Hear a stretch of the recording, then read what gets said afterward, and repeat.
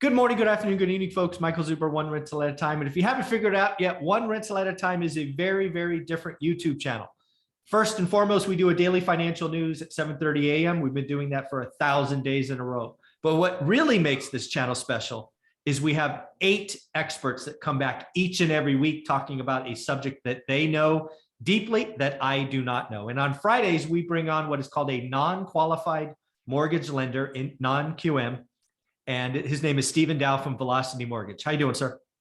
I'm doing fantastic. And yourself? I'm doing great, man. So again, if you want to know about real estate investing, all these different aspects, like, subscribe, comment, be a part of the One Rental at a Time family. And let's get into topic number 1, Stephen. But before we do, we have a marketing spiel to do before we get in trouble. I was wondering if you were going to remember that. I was going to say it anyway. Again, although I work happily for Velocity Mortgage Capital, all the ideas and topics discussed on this channel are that of my own. So let's get it going.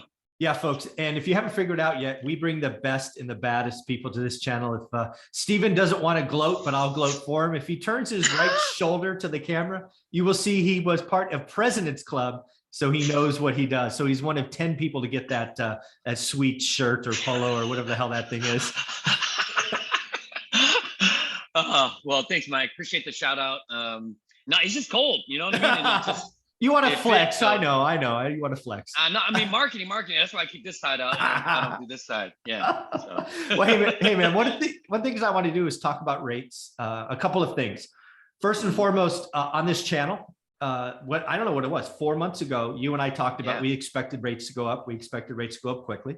So you helped me refi some properties and purchase some properties because I don't qualify for bank lending. Matt, the mortgage guy, can't help me, right? Got too much stuff. So thank you again for that. I was glad to get those done. Rates are going up. Matt and I were talking Wednesday. Conventional investor loans are in the 4s now, right? 4 1/8, 4 1/4, and likely going higher. So let's just talk about the non-QM space, right? It sits between hard money and conventional. I'm guessing rates are going up, or costs or fees. You know, what's going on in your world? I know you can't say things in details, but give us a color, because I'm guessing fees and costs are up because rates are up. The 10-year almost hit 1.9 the other day. So Right. Well, I mean, it's going to slowly start to trickle down to us. It's not so much like a knee-jerk reaction because we're not directly tied into the 10-year treasury. But at some point, just due to the environment, secondary market, things of that nature, things are going to have to change. So for right now, we still have the capacity to actually get all the way down to 3.99 30-year fixed still across the board. It's just going to cost you a little bit more money to get down there. So that's the only difference. So other than that, you still have the ability to get down to that, but obviously you're gonna have to pay a little bit more. Yeah, I'm gonna save you here. So folks, we're recording this on January 21st, 2022. This will live on YouTube forever. So don't call him in 6 or 9 months going, hey, can I get that 3.99 when rates are 6? Well, I think usually there's a timestamp on the I hope so. I think usually people can put it, 2 and 2 together, but thanks, Mike. I wanted to save you. So again, you could do it today, a little more expensive, maybe call it points or fees or whatever the hell you want to call it. Right. But it's still possible. When I'm telling folks that are in the market is to, because again, I give them a spreadsheet, right? They're part of my course. The mortgage column is like one of the big expenses. So it's time to start changing the interest rate. And again, if you change the mortgage payment, it impacts cash flow. Cash flow impacts yield. So frankly, get better deals, right? We talk about learning average and doing the work and all of that stuff. A rising interest rate environment doesn't mean bad. It just means you got to get better deals. That's all that means. Right. Well, like the Marines, you adapt, you overcome, you improvise, in some cases. So look at you. Simplify. Not really. I've never been in the military, so sorry. I'm just So I wasn't trying to, wasn't trying to fake, no fake valor, no nothing like that, man. Yeah, Although I own guns legally, but that's beyond. Other than that, no military service at all. But long story short, in addition to rates kind of creeping up, just the costs are obviously just a little bit more, but you can still get that 3.99 30-year fix, and my loans can also come with a 10-year interest only to your 30-year fix. So on the commercial side, on the multifamily side, that's been very, very attractive because they understand the strategy in the case of cash flow, as you brought up, because interest only for 10 years. For me, man, it's risk. I know a lot of people probably call you talking about cash flow and all of that. But the reason I came to you, the reason you helped me with my loans is I wanted to de-risk my portfolio. Right.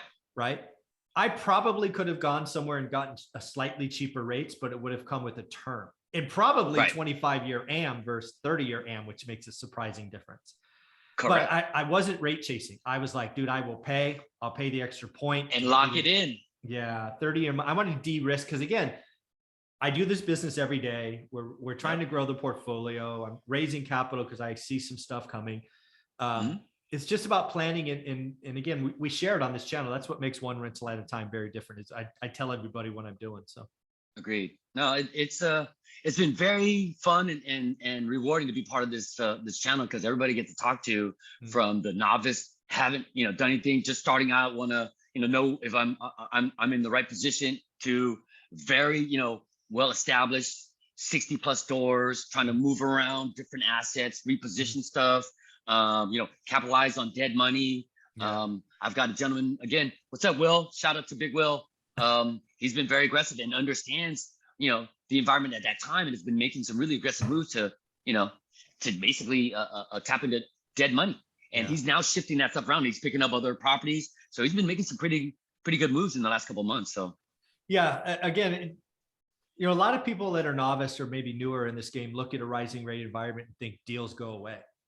I would tell you that the rising interest rate environment is finally, probably in April or May, going to be building the mysterious inventory because at least where I play, right, owner occs have been very dominant. So it's going to be a time to watch. Just get better at doing deals, write offers that make sense. Don't do bad deals. Don't do average deals. Only do good or great. And again, the other thing I want to just verify here just to go back to 30-year money because it's so valuable. 30-year money on multifamily apartments, which is very new, correct? Right. 30-year money on office mixed use, correct? Right. 30-year money on portfolio loans like 10, 11, 20 cheap ass houses? Yep. Doing it right now. That's still mind boggling to me. How the hell do you guys stay in business? I don't know.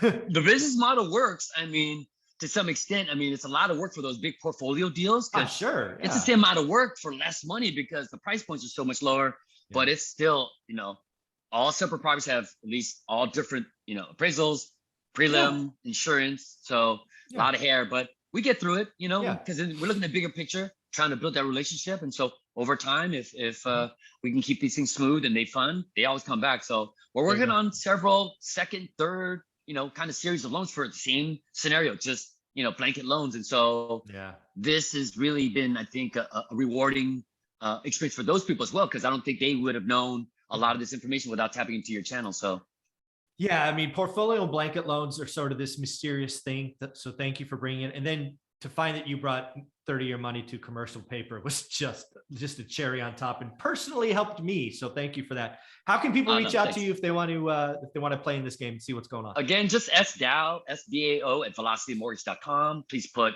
ORAAT in the subject line. Some people leave out that second A, and for just that smaller reason, it gets stuck in quarantine.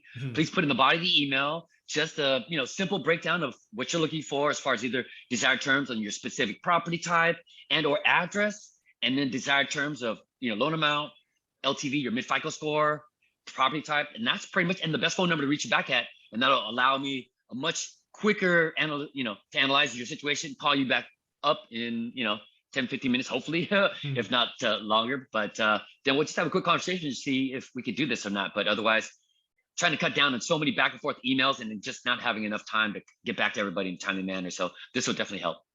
Yeah, what I would tell you to do, folks, if you're into this, because he is getting very, very busy, is just send him an email at sdow@velocitymortgage.com. Just put your phone number, say what you want to do, and he'll reach out to you. So, Stephen, thank you for all you do. Thanks, man. Appreciate you.